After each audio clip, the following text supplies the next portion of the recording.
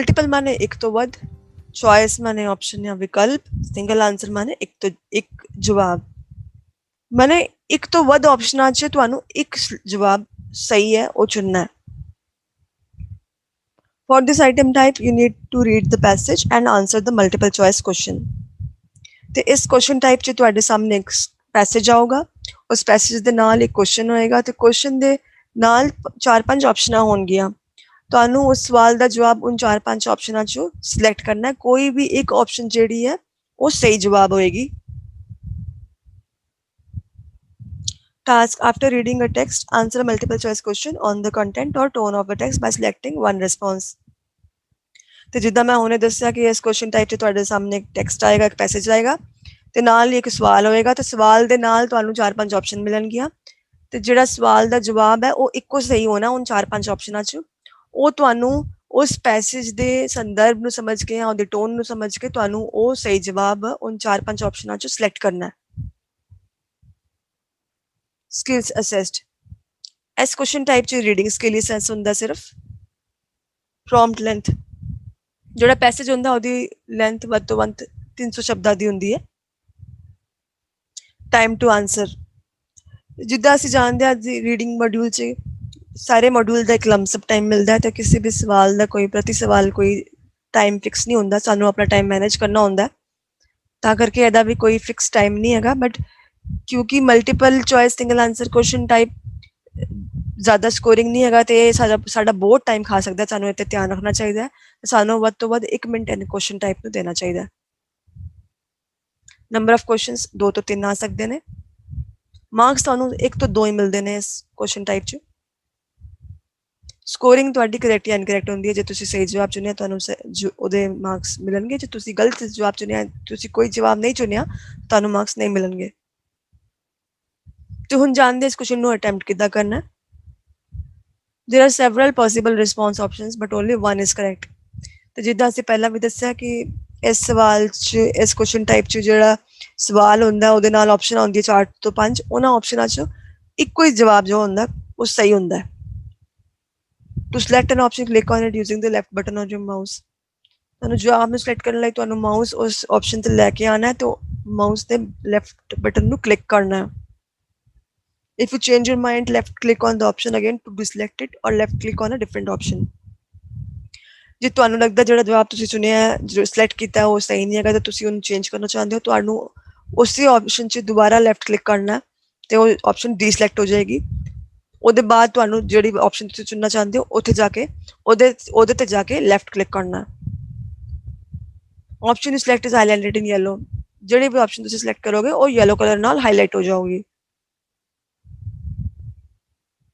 Marking criteria: score on multiple choice single answer is based on following factors. ਇਹਦੀ marking ਜਿਨ੍ਹਾਂ factors ਤੇ depend ਕਰਦੀ ਹੈ ਉਹਨੂੰ ਹੁਣ ਅਸੀਂ ਵੇਖਦੇ ਹਾਂ। Your response to multiple choice choose single answer is judged on your ability to analyze, interpret and evaluate a short reading text on an academic subject. ਇਸ ਕੁਐਸਚਨ ਟਾਈਪ 'ਚ ਜਿਹੜਾ ਤੁਸੀਂ ਜਵਾਬ ਦਿੰਦੇ ਹੋ ਤੁਹਾਡਾ ਰਿਸਪੌਂਸ ਉਹ ਇਸ ਤਰ੍ਹਾਂ ਜੱਜ ਹੁੰਦਾ ਕਿ ਤੁਸੀਂ ਕਿਸੇ ਪੈਸੇਜ ਨੂੰ ਪੜ੍ਹ ਕੇ ਕਿੱਦਾਂ ਉਹਨੂੰ ਐਨਾਲਾਈਜ਼ ਕਰਦੇ ਹੋ, ਕਿੱਦਾਂ ਉਹਦਾ ਵਿਸ਼ਲੇਸ਼ਣ ਕਰਦੇ ਹੋ, ਕਿੱਦਾਂ ਉਹਨੂੰ ਇੰਟਰਪ੍ਰੇਟ ਕਰਦੇ ਹੋ, ਉਹਦਾ ਅਨੁਵਾਦ ਕਰਦੇ ਹੋ ਜਾਂ ਕਿੱਦਾਂ ਉਹਨੂੰ ਇਵੈਲੂਏਟ ਕਰਦੇ ਹੋ। Your response is scored as either correct or incorrect. No credit is given for no response or an incorrect response. ਤੇ ਤੁਹਾਡਾ ਜਵਾਬ ਇਸ ਕੁਐਸਚਨ ਟਾਈਪ 'ਚ ਜਾਂ ਤਾਂ ਸਹੀ ਹੋਣਾ ਜਾਂ ਗਲਤ ਹੋਣਾ ਹੈ। ਜਿਹੜੀ ਆਪਸ਼ਨ ਤੁਸੀਂ ਚੂਜ਼ ਕੀਤੀ ਜਾਂ ਤਾਂ ਸਹੀ ਹੈ ਜਾਂ ਗਲਤ ਹੈ ਤੇ ਤੁਹਾਨੂੰ ਸਕੋਰ ਜਾਂ ਤਾਂ ਮਿਲਣਾ ਜਾਂ ਤਾਂ ਨਹੀਂ ਮਿਲਣਾ। ਜੇ ਤੁਸੀਂ ਕੋਈ ਵੀ ਆਪਸ਼ਨ ਸਿਲੈਕਟ ਨਹੀਂ ਕੀਤੀ, ਕੋਈ ਰਿਸਪੌਂਸ ਨਹੀਂ ਦਿੱਤਾ, ਤੁਹਾਨੂੰ ਕੋਈ ਸਕੋਰ ਨਹੀਂ ਮਿਲਦਾ। The question type affects the scoring of reading. ਤੇ ਜਿੱਦਾਂ ਮੈਂ ਪਹਿਲਾਂ ਵੀ ਦੱਸਿਆ ਇਸ ਕੁਐਸਚਨ ਟਾਈਪ ਨਾਲ ਰੀਡਿੰਗ ਮੋਡਿਊਲ 'ਚ ਸਕੋਰ ਮਿਲਦੇ ਨੇ। ਜੇ ਤੁਸੀਂ ਸਹੀ ਆਪਸ਼ਨ ਸਿਲੈਕਟ ਕੀਤੀ ਤੇ ਤੁਹਾਨੂੰ 1 ਸਕੋਰ ਮਿਲੇਗਾ, ਜੇ ਤੁਸੀਂ ਆਪਸ਼ਨ ਸਹੀ ਨਹੀਂ ਸਿਲੈਕਟ ਕੀਤੀ ਤੇ ਤੁਹਾਨੂੰ 0 ਸਕੋਰ ਮਿਲੂਗਾ। ਤੇ ਆਓ ਇਸ ਕੁਐਸਚਨ ਨੂੰ ਕਰਨ ਵਾਸਤੇ ਕੁਝ ਟਿਪਸ ਬਾਰੇ ਜਾਣਦੇ ਹਾਂ। This multiple choice question types tests your reading comprehension. In other words, it tests how well you can understand the ideas presented in a medium to long text. ਦੋਸਤੋ ਇਸ ਕੁਐਸਚਨ ਟਾਈਪ 'ਚ basically ਇਹ ਜੱਜ ਹੁੰਦਾ ਹੈ, ਇਹ test ਹੁੰਦਾ ਕਿ ਤੁਸੀਂ ਕਿਸੇ ਵੀ ਪੈਸੇਜ ਨੂੰ ਪੜ੍ਹ ਕੇ ਕਿੱਦਾਂ ਉਹਨੂੰ ਕੰਪਰੀਹੈਂਡ ਕਰਦੇ ਹੋ, ਮੈਨੇ ਕਿੱਦਾਂ ਉਹਨੂੰ ਸਮਝਦੇ ਹੋ ਤੇ ਤੁਸੀਂ ਉਸ ਪੈਸੇਜ ਦਿੱਤੇ ਡਿਫਰੈਂਟ ਆਈਡੀਆਜ਼ ਜਿੰਨੇ ਵੀ ਆਈਡੀਆਜ਼ ਨੇ ਉਸ ਪੈਸੇਜ ਦੇ ਉਹਨਾਂ ਆਈਡੀਆਜ਼ ਨੂੰ ਤੁਸੀਂ ਕਿਵੇਂ ਸਮਝਦੇ ਹੋ। You should in every case initially read the passage and the choices. When you do that, you make them direct focus that can control your reading. You will know precisely what to search for in the content. In the event that you promptly begin reading the content, you will simply wind up wasting your valuable time. ਦੋਸਤੋ ਤੁਸੀਂ ਜਦੋਂ ਸਵਾਲ ਪੜ੍ਹਨਾ ਹੈ ਤੇ ਸਵਾਲ ਦੇ ਪੜ੍ਹਨ ਦੇ ਬਾਅਦ ਤੁਸੀਂ ਹਮੇਸ਼ਾ ਪਹਿਲਾਂ ਪੈਸੇਜ ਨੂੰ ਦੇਖਣਾ ਹੈ ਤੇ ਤੁਸੀਂ ਉਸ ਪੈਸੇਜ 'ਚ ਉਹ ਸਵਾਲ ਦਾ ਜਵਾਬ ਲੱਭਣ ਦੀ ਕੋਸ਼ਿਸ਼ ਕਰਨੀ ਹੈ। ਜਦੋਂ ਕਦੇ ਕਦੇ ਸਵਾਲ ਜਿਹੜਾ ਹੁੰਦਾ ਉਹ ਕਿਸੇ ਸਪੈਸੀਫਿਕ ਚੀਜ਼ ਬਾਰੇ ਹੁੰਦਾ ਹੈ, ਕਿਸੇ ਸਪੈਸੀਫਿਕ ਇਨਫੋਰਮੇਸ਼ਨ ਨੂੰ ਜਾਣਨਾ ਚਾਹੁੰਦਾ ਹੈ ਤੇ ਜਦੋਂ ਤੁਸੀਂ ਪੈਸੇਜ ਪੜ੍ਹਦੇ ਹੋ ਤੁਸੀਂ ਉਸ ਸਪੈਸੀਫਿਕ ਚੀਜ਼ ਨੂੰ ਲੱਭ ਸਕਦੇ ਹੋ। ਤੇ ਕਦੇ ਕਦੇ ਸਵਾਲ ਜੋ ਹੁੰਦਾ ਹੈ ਉਹ ਕਿਸੇ ਜਨਰਲ ਚੀਜ਼ ਬਾਰੇ ਹੁੰਦਾ ਉਸ ਪੈਸੇਜ ਤੋਂ ਰਿਲੇਟਡ ਤੇ ਤੁਹਾਨੂੰ ਉਸ ਟਾਈਮ 'ਚ ਉਹ ਪੈਸੇਜ ਜਲਦੀ ਜਲਦੀ ਪੜ੍ਹ ਕੇ ਆਪਣੀ ਆਪਸ਼ਨਾਂ ਨੂੰ ਵੇਖਣਾ ਹੁੰਦਾ ਹੈ। ਤੇ ਹਮੇਸ਼ਾ ਇਹ ਜ਼ਰੂਰੀ ਹੈ ਕਿ ਤੁਸੀਂ ਇੱਕਦਮ ਸਭ ਤੋਂ ਪਹਿਲਾਂ ਪੈਸੇਜ ਨਾ ਪੜ੍ਹੋ। ਜਦੋਂ ਤੁਸੀਂ ਤੁਹਾਡੇ ਸਾਹਮਣੇ ਪੈਸੇਜ ਆਊਗਾ ਤੁਸੀਂ ਸਵਾਲ ਪੜ੍ਹ ਕੇ ਫਿਰ ਪੈਸੇਜ ਨੂੰ ਦੇਖੋ ਤੇ ਨਾਲੇ ਉਹਦੀ ਆਪਸ਼ਨਾਂ ਨੂੰ ਦੇਖੋ।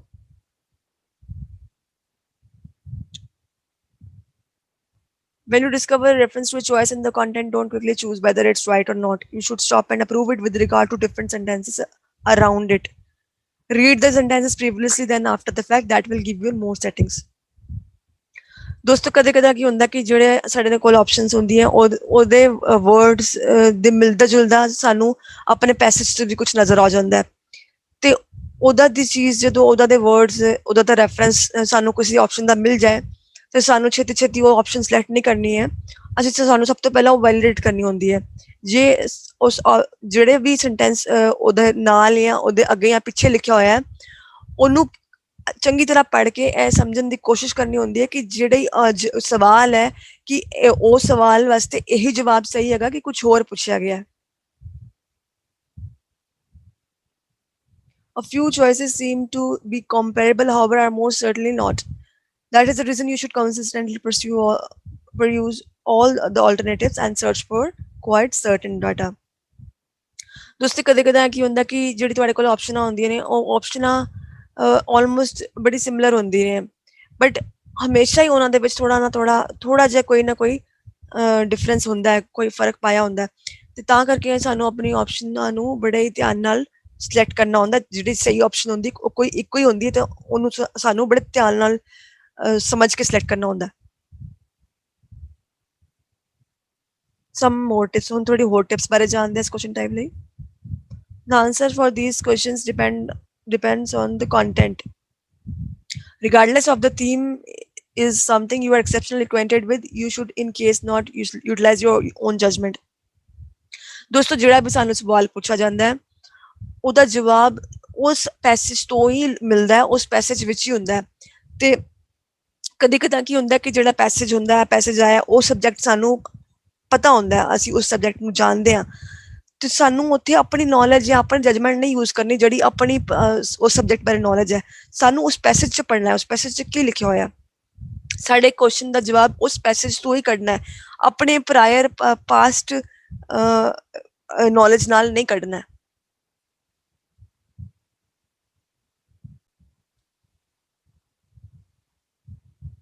Try not to lose all sense of direction in any one question that you overlook others. Watch out for the clock for reading area. You should choose before the test how much time you will spend on each question type. ਦੋਸਤੋ ਜਿਸ ਤਰ੍ਹਾਂ ਮੈਂ ਪਹਿਲੇ ਵੀ ਤੁਹਾਨੂੰ ਦੱਸਿਆ ਇਸ question type 'ਚ ਤੁਹਾਨੂੰ ਟਾਈਮ ਸੋਚ ਕੇ ਜ਼ਿਆਦਾ ਟਾਈਮ ਨਹੀਂ ਵੇਸਟ ਕਰਨਾ। ਕਦੇ ਕਦਾ ਇਹ ਕੁਐਸਚਨ ਟਾਈਪ ਤੁਹਾਨੂੰ ਰੀਡਿੰਗ ਮੋਡਿਊਲ 'ਚ ਪਹਿਲਾਂ ਆਉਂਦਾ ਤੇ ਕਦੇ ਕਦਾ ਤੁਹਾਨੂੰ ਇਹ ਅਖੀਰਲੇ ਕੁਐਸਚਨਾਂ 'ਚ ਆਉਂਦਾ। ਤੇ ਜਿੱਦਾਂ ਤੁਸੀਂ ਜਾਣਦੇ ਹੋ ਰੀਡਿੰਗ ਮੋਡਿਊਲ 'ਚ ਸਾਨੂੰ ਇੱਕ ਲੰਪ ਸਮ ਟਾਈਮ ਮਿਲਦਾ ਤਾਂ ਸਾਡੇ ਲਈ ਟਾਈਮ ਮੈਨੇਜਮੈਂਟ ਬਹੁਤ ਇੰਪੋਰਟੈਂਟ ਹੈ ਕਿਉਂਕਿ ਸਾਨੂੰ ਸਾਰੇ ਸਵਾਲ ਉਸੇ ਟਾਈਮ ਵਿੱਚ ਕਰਨੇ ਹੁੰਦੇ ਨੇ ਤੇ ਸਾਨੂੰ ਇਹ ਵੇਖ ਕੇ ਕਰਨਾ ਹੁੰਦਾ ਕਿ ਜਿਹੜੇ ਕੁਐਸਚਨ ਨੇ ਉਹਨਾਂ ਦਾ ਕਿੰਨਾ ਸਕੋਰ ਬਣਦਾ ਤੇ ਜਿਸ ਤਰ੍ਹਾਂ ਇਹ ਕੁਐਸਚਨ ਹੈ ਇਹ ਕਈ ਵਾਰ ਸਾਡਾ ਬਹੁਤ ਟਾਈਮ ਖਾ ਜਾਂਦਾ ਕਿਉਂਕਿ ਪੈਸੇਜ ਨੂੰ ਇੱਕ ਵਾਰ ਪੜ੍ਹ ਕੇ ਸਾਨੂੰ ਨਹੀਂ ਪਤਾ ਲੱਗਿਆ ਤਾਂ ਅਸੀਂ ਹੋ ਸਕਦਾ ਹੋਰ ਇੱਕ ਵਾਰੀ ਪੜ੍ਹਨ ਦੀ ਕੋਸ਼ਿਸ਼ ਕਰੀਏ ਤਾਂ ਕਰਕੇ ਸਾਡਾ ਬਹੁਤ ਟਾਈਮ ਇਸ ਕੁਐਸਚਨ ਤੇ ਜਾ ਸਕਦਾ ਹੈ।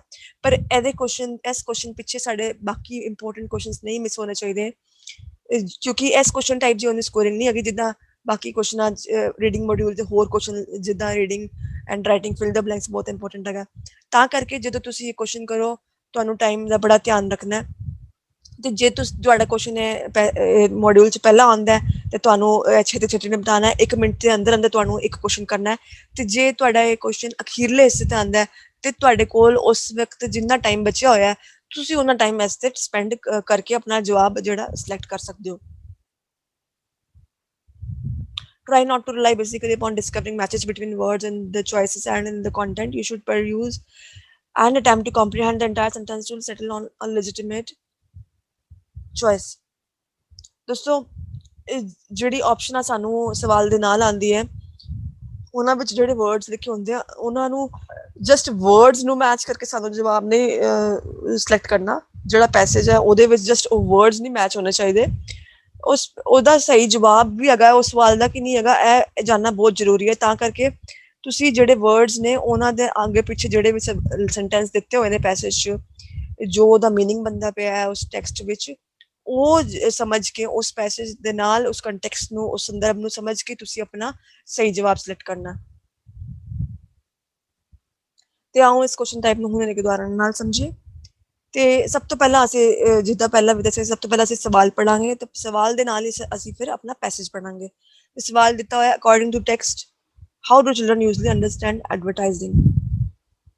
ਹੁਣ ਆਪਣਾ ਪੈਸੇਜ ਪੜ੍ਹਦੇ ਹਾਂ। From a child's point of view, what is purpose of TV advertising? Is advertising on TV done to give actors the opportunity to take a rest, to practice their lines? Or is it done to make people buy things? Furthermore, is the main difference between programs and commercials that commercials are for real, whereas programs are not? Or that programs are for kids and commercials for adults? As has been shown several times in the literature, example Butteritol, Donahue, Hankey and Donahue 1918, Maclean 1983 and 1987, Robertson and Rositer 1974, Stephenson and Stutz 1982, some children are able to distinguish between programs and commercials and are aware of the intent of TV advertising, whereas others are not. ਦੋਸਤੋ ਇੱਥੇ ਜਿੱਦਾਂ ਸਵਾਲ ਪੁੱਛਿਆ ਗਿਆ, how do children usually understand advertising. ਸਭ ਤੋਂ ਪਹਿਲਾਂ kids ਬਾਰੇ ਇੱਥੇ ਆਇਆ ਸੀ, programmes are for kids and commercial for adults, but ਇੱਥੇ ਇਹਦਾ ਜਵਾਬ ਹੈ ਨਹੀਂ ਲੱਗਦਾ ਪਿਆ। ਹੁਣ ਇੱਥੇ ਇਹ ਗੱਲ ਕੀਤੀ ਗਈ ਹੈ, some children are able to distinguish between programmes and commercials and are aware of intent of TV advertising. ਤੇ ਹੁਣ ਸਭ ਤੋਂ ਪਹਿਲਾਂ ਅਸੀਂ ਆਪਣੀ ਆਪਸ਼ਨਸ ਵੇਖਦੇ ਹਾਂ। ਤੇ ਹੁਣ ਆਪਣੀ ਆਪਸ਼ਨਸ ਵੇਖ ਲੈਂਦੇ ਹਾਂ। Advertising is done so that actors can take rest and practice their lines. ਇਹ ਜਿਹੜੀ ਆਪਸ਼ਨ ਹੈ ਇਹ ਸਹੀ ਜਵਾਬ ਨਹੀਂ ਹੈਗਾ, ਕਿਉਂਕਿ ਇਹ ਸਿਰਫ ਇੱਕ ਸਵਾਲ ਦੀ ਤਰ੍ਹਾਂ ਇਸ ਪੈਸੇਜ 'ਚ ਸੀਗਾ। ਇਹ ਕੋਈ ਇੱਦਾਂ ਨਹੀਂ ਦੱਸਿਆ ਗਿਆ ਕਿ ਬੱਚੇ ਐਡਵਰਟਾਈਜ਼ਿੰਗ ਨੂੰ ਇੱਦਾਂ ਜਾਣਦੇ ਆ, ਤੇ ਇਹ ਸਹੀ ਜਵਾਬ ਨਹੀਂ ਹੈਗਾ। Programmes are for children while commercials are for adults, ਇਹ ਲਾਈਨ ਵੀ ਇੱਥੇ ਪੈਸੇਜ 'ਚ ਸੀਗੀ, ਲੇਕਿਨ ਬਟ ਇਹ ਲਾਈਨ ਵੀ ਉਹਦਾ ਇਸ ਕੁਐਸਚਨ ਦਾ ਜਵਾਬ ਨਹੀਂ ਬਣਦੀ, ਕਿਉਂਕਿ ਇਹ ਵੀ ਇੱਕ ਸਵਾਲ ਦੇ ਤੌਰ ਨਾਲ ਪੁੱਛੀ ਗਈ ਹੈ, ਕਈ ਲਿਖੀ ਗਈ ਹੈ। ਇਸ ਤਰ੍ਹਾਂ ਨਹੀਂ ਦੱਸੀ ਗਈ ਕਿ ਬੱਚੇ ਇੱਦਾਂ ਐਡਵਰਟਾਈਜ਼ਿੰਗ ਨੂੰ ਸਮਝਦੇ ਆ, ਜਾਣਦੇ ਆ। Children can not distinguish between programmes and commercials at all, ਇੱਦਾਂ ਦਾ ਤਾਂ ਇੱਥੇ ਨਹੀਂ ਲਿਖਿਆ ਗਿਆ। ਉਲਟਾ ਇੱਥੇ ਲਿਖਿਆ ਗਿਆ, some children are able to distinguish between programmes and commercials. ਤੇ ਲਾਸਟ ਆਪਸ਼ਨ ਜਿਹੜਾ ਉਹ ਦੇਖਦੇ ਹਾਂ, some children can distinguish between programmes and commercials while others can not. ਦੋਸਤੋ ਇਹੀ ਜਵਾਬ ਸਹੀ ਹੈਗਾ, ਕਿਉਂਕਿ ਇੱਥੇ ਲਿਖਿਆ ਗਿਆ ਹੈ some children are able to distinguish between programmes and commercials and are aware of the intent whereas others are not. ਤੇ ਕਿਉਂਕਿ ਇੱਥੇ ਪਿੱਛੇ ਪੁੱਛਿਆ ਗਿਆ ਸੀ how do children usually understand, ਕਿੱਦਾਂ ਸਮਝਦੇ, ਤੇ ਉਹ ਸਹੀ ਜਵਾਬ ਚੌਥੀ ਆਪਸ਼ਨ ਹੈਗੀ। ਕੁਝ ਬੱਚੇ ਸਮਝਦੇ ਨੇ, ਕੁਝ ਨਹੀਂ ਸਮਝਦੇ ਨੇ। ਇਹੀ ਆਪਸ਼ਨ ਜਿਹੜਾ ਹੈ ਉਹ ਸਹੀ ਜਵਾਬ ਲੱਗਦਾ। ਤੇ ਹੁਣ ਆਪਣਾ ਜਵਾਬ ਅਸੀਂ ਚੈੱਕ ਕਰਦੇ ਹਾਂ। ਦੋਸਤੋ ਇਹੀ ਆਪਸ਼ਨ ਸਹੀ ਹੈ। ਤੇ ਇੱਦਾਂ ਸਾਨੂੰ